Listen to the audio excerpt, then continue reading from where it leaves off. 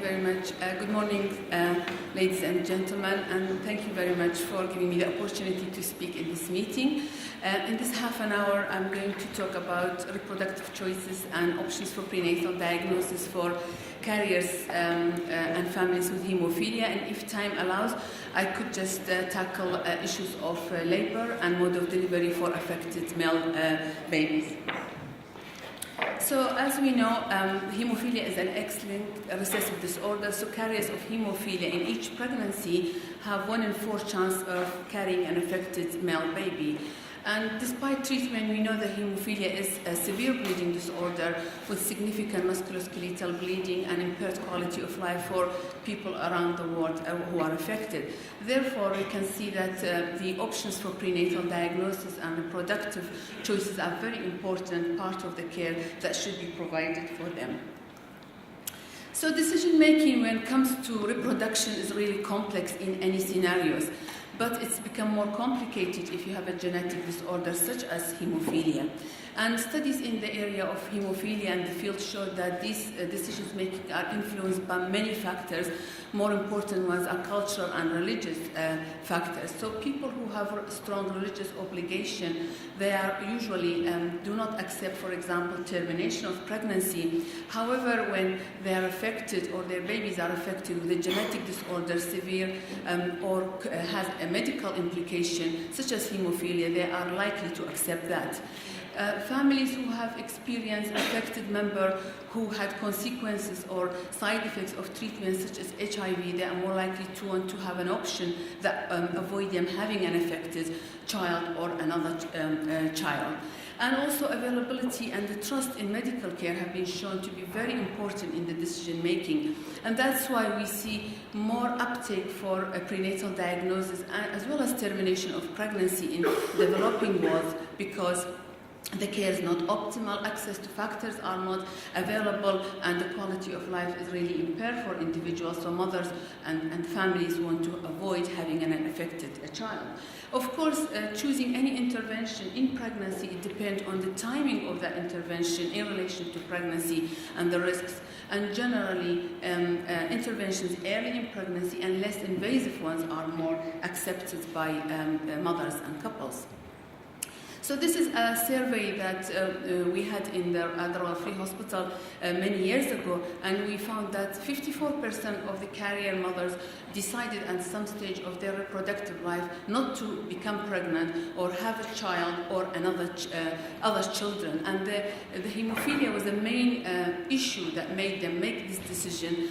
Majority did not want to pass hemophilia to their offspring or to another child, but a small, significant proportion, they just could not cope with the issues of prenatal diagnosis, with the stress and also the feeling to go through termination of pregnancy. In the same survey, we found that 26% of our carriers had termination of pregnancy, but you can see the majority for social reason. The reason for termination was hemophilia, prenatal diagnosis of hemophilia only in 11 cases. In 10 of these cases, the diagnosis was confirmed by genetic analysis. In one case, the mother opted to terminate a male baby because we could not do genetic analysis, and she could not cope with waiting for second trimester or later in pregnancy to have chordocentesis and make the decision. So really the options for prenatal diagnosis has become available for families with hemophilia in 1970s, and we can see currently there are many options available and expanding, but unfortunately the real option for prenatal diagnosis remains invasive. And these are the 3 invasive tests that we use. I'm going to talk about them for prenatal diagnosis. More recently, we have the pre-implantation genetic diagnosis and potentially sperm sorting. Non-invasive test remains only for diagnosis of fetal gender by ultrasound or by a blood test through analysis of free fetal DNA. And there are research ongoing to achieve prenatal diagnosis of hemophilia from such technique. So in clinical practice, the main reasons for prenatal diagnosis of hemophilia are twofold. In early pregnancy is the aim to diagnose whether the baby is male and affected and give the mother the option of having termination of pregnancy. In late pregnancy, the aim is to diagnose whether the male is affected and plan safe delivery of the baby and discuss with the mother the mode of delivery and avoiding all the risk of having cranial bleeding. As I mentioned, these are the procedures for prenatal diagnosis, CVS, where a small piece of placental villi are taken for genetic analysis. Amniocentesis, a small amount of amniotic fluid is taken for genetic analysis. And chordocentesis, a sample of cord blood, is taken for factor assessment, factor 8 or 9, and phenotypic diagnosis. Unfortunately, all of them invasive and they have risk of miscarriage, therefore high level of maternal anxiety and subsequently low uptake. So talking about these procedures, CVS, which is chorionic villus biopsy of the placenta, is the main method for prenatal diagnosis in developed countries where genetic diagnosis is available and easy. And it's performed at 11 to 14 weeks of gestation and a real-time ultrasound examination. And it has the advantage because it can be done early in pregnancy, in first trimester, so the mother can have the option of having termination in early pregnancy, which is physically less traumatic and arguably emotionally could be also less traumatic. The other procedure is amniocentesis. It's done a little bit later, 15 to 20 weeks of gestation, and similarly under real-time ultrasound examination to avoid any risk of injuring the baby. And both these procedures has a 1% risk of miscarriage. Chordocentesis is done much later, is mid-pregnancy, about 20 weeks of gestation, and it's rarely used nowadays in Europe for prenatal diagnosis, any prenatal diagnosis, and also for hemophilia because we have good genetic laboratories, but only it's an option when we don't have genetic analysis in the family.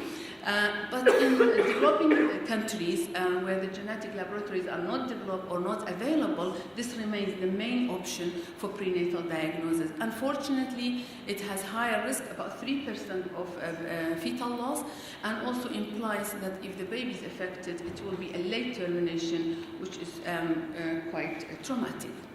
I just wanted to show you this study a recent study from India that shows the chordocentesis or fetal blood sampling is still practiced in tertiary centers for prenatal diagnosis for most of the indications that we don't use in Europe, and in hemophilia, all their cases were diagnosed by chordocentesis.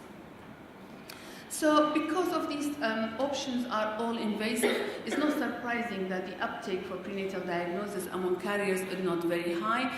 And at the Royal Free Hospital, among 160 carriers, their uptake for CVS was 23% compared to 71% for mothers who are at risk of trisomy 21 and Down syndrome.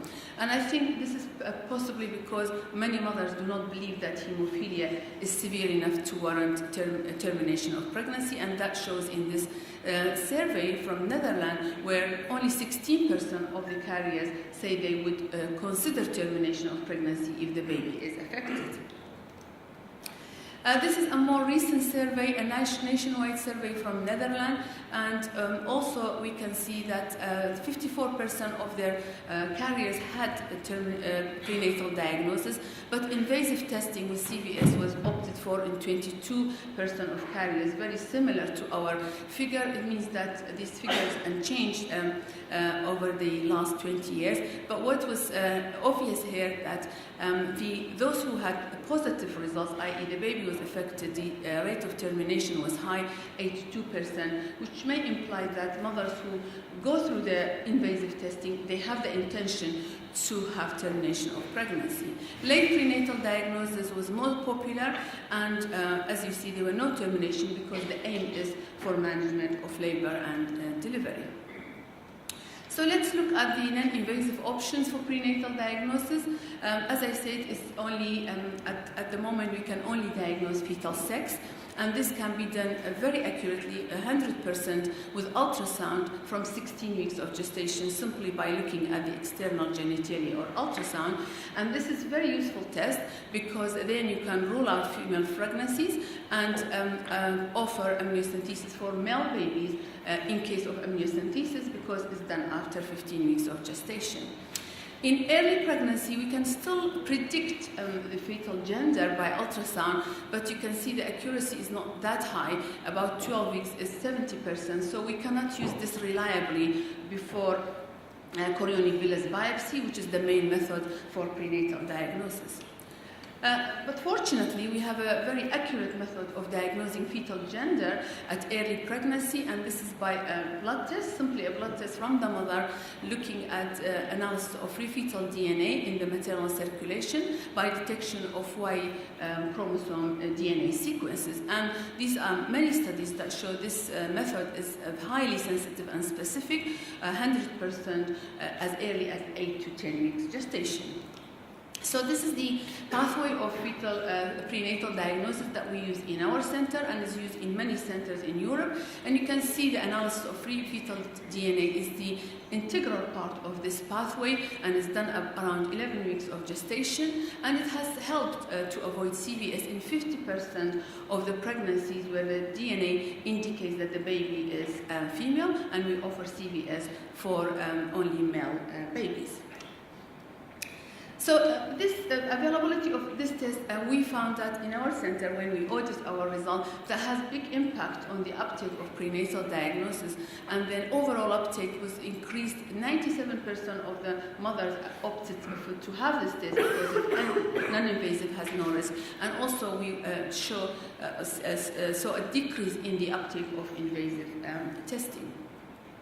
So what about late in pregnancy? Well, the prenatal diagnosis can be done in late pregnancy at about 34 to 35 weeks of gestation using amniocentesis to see when you have a male baby, to see the baby is affected or not, and that is for management of the labor and a discussion about where the mother will deliver and how to deliver. If the baby is unaffected male baby, then you can reassure the mother and she can go back to her local maternity hospital, have a delivery normally like any other woman. If the baby is affected with hemophilia, especially severe, then we would recommend that she deliver in a tertiary center, and all precautions are taken to avoid any risk of cranial bleeding during labor and delivery.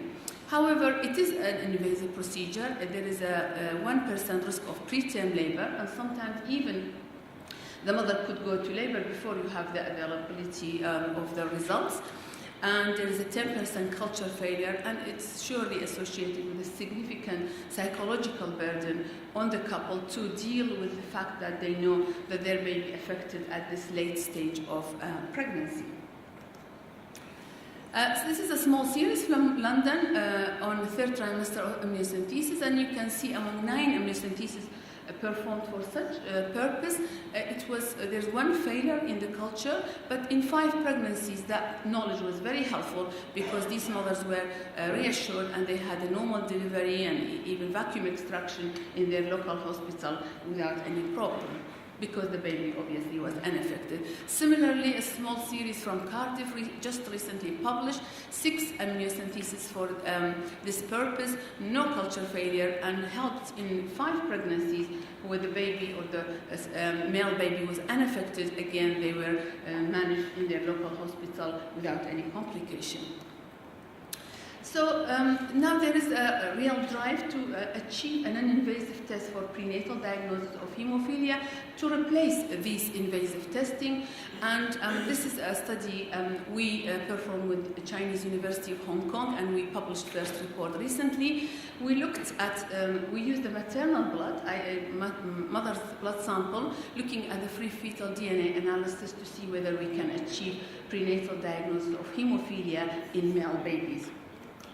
So the principle of this test is very simple, actually. It's based on the fact that if the mother, a carrier mother, is carrying an affected baby, then there will be overrepresentation of the mutant DNA or a higher proportion of the mutant DNA among her total DNA.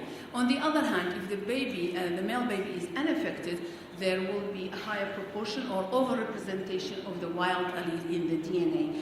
And then we use a very sensitive digital PCR, quantitative PCR analysis to detect this imbalance or the overrepresentation of the different alleles and indirectly diagnose whether the baby is affected with hemophilia or not. And this is our first published report, analysis of 12 samples from 7 carriers of hemophilia, carrying male babies and different gestational age, and we actually diagnosed fetal genotype correctly in all cases, including one, which I think this one was 11-week gestation.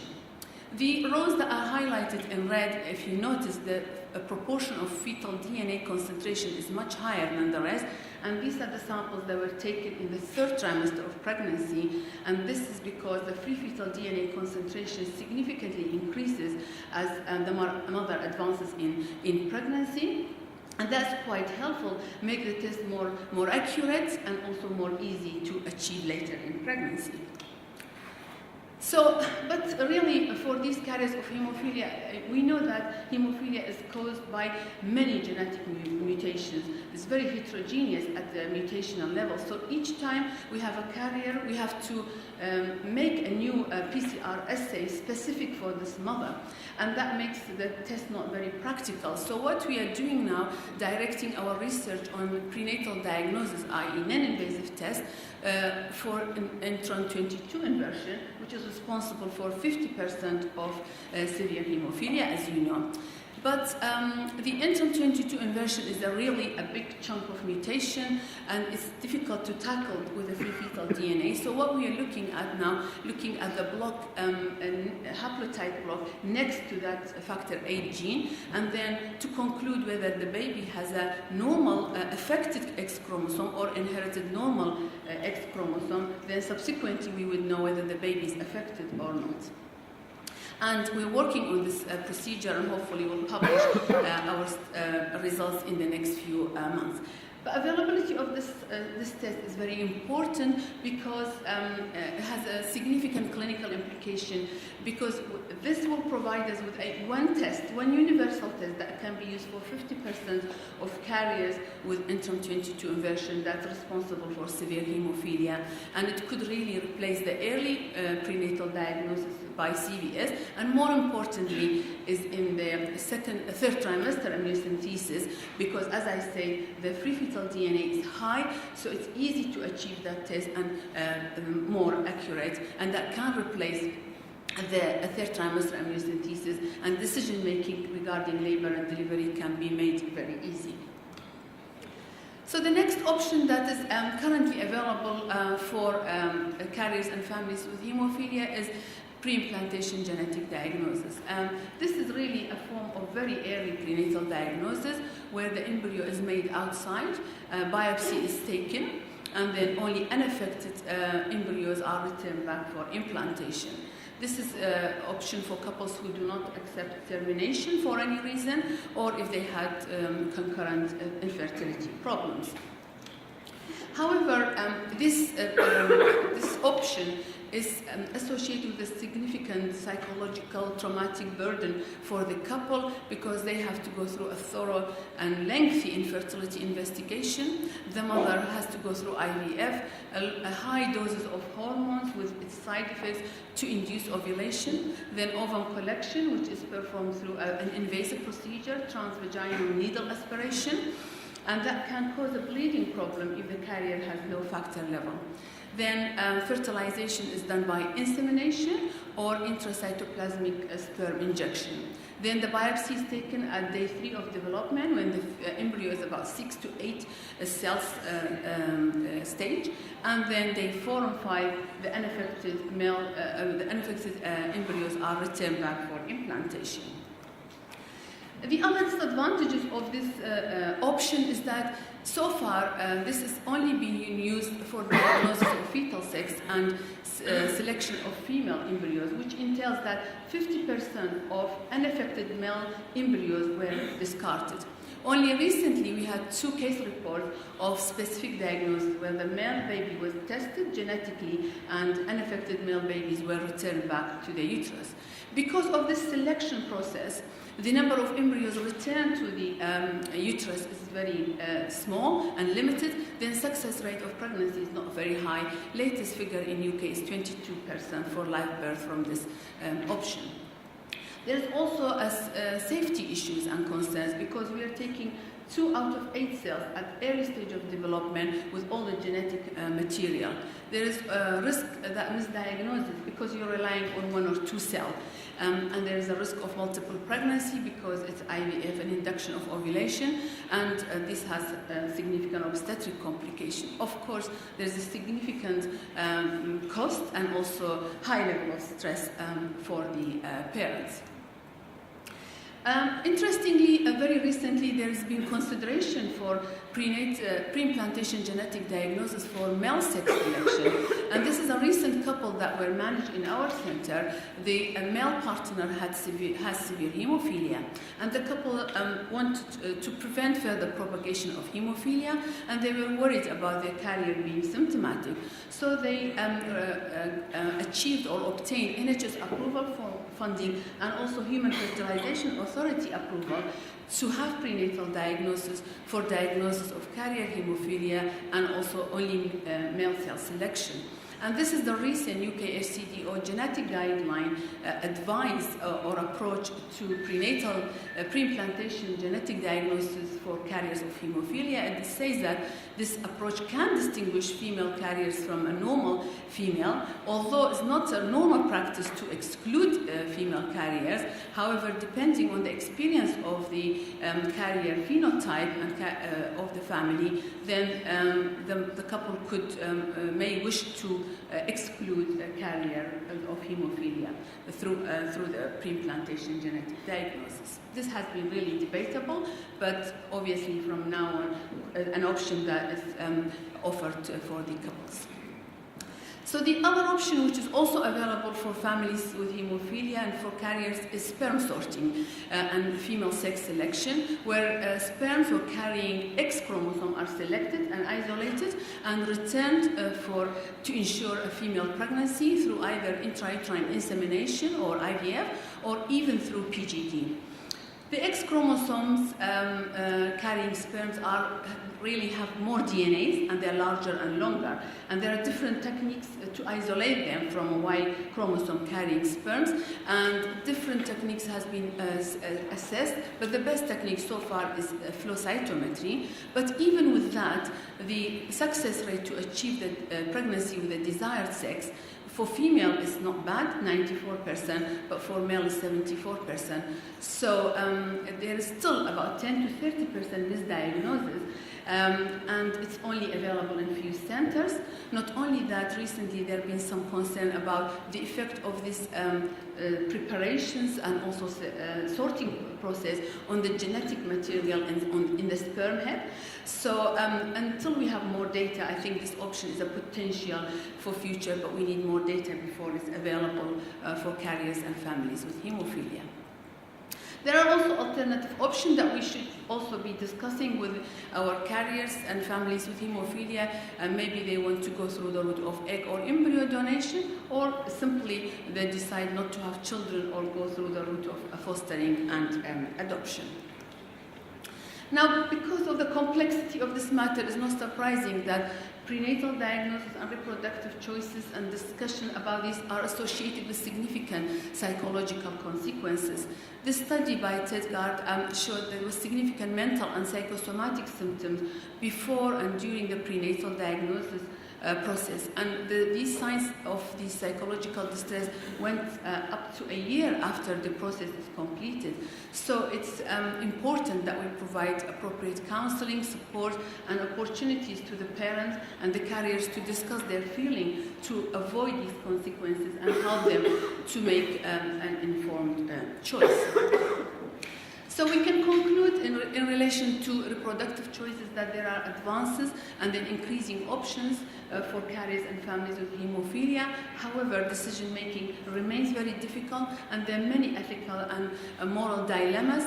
And for healthcare providers, it's very important that we are up to date with this knowledge so that we give the right information to these families to support them to make the informed choice. And also, we need more research, especially in the area of non-invasive options, and also research investment in how to help these carriers and families to make the right decision and support them throughout the process. Very briefly, a few minutes to discuss the management of labor and delivery, the risk of cranial bleeding when the baby is affected, a male baby. We know that labor and delivery is associated with a risk of cranial bleeding in any baby. And this could be external or extracranial bleeding, that is because the bridging veins ruptures because of the pressure exerted on the baby's head, or could be intracranial in the ventricle, in the cerebellum, or even subdural. And these have significant morbidity and mortality. Whether the risk is much higher in hemophiliac baby compared to the general population is being always debatable, and we don't have a lot of evidence. So what we did recently, we did a systematic review of literature looking at the incidence of cranial bleeding in the general population and also in hemophiliac babies, and we also looked at the impact of mode of delivery on rate of these bleedings. These are the publications or the studies in the general population. As you expect, large numbers of babies included, and fortunately it shows that the risk of cranial bleeding during the process of labor and delivery is very small in the general population. You can see here intracranial bleeding is around 5 cases in 10,000, and extracranial bleeding about 40 in 10,000.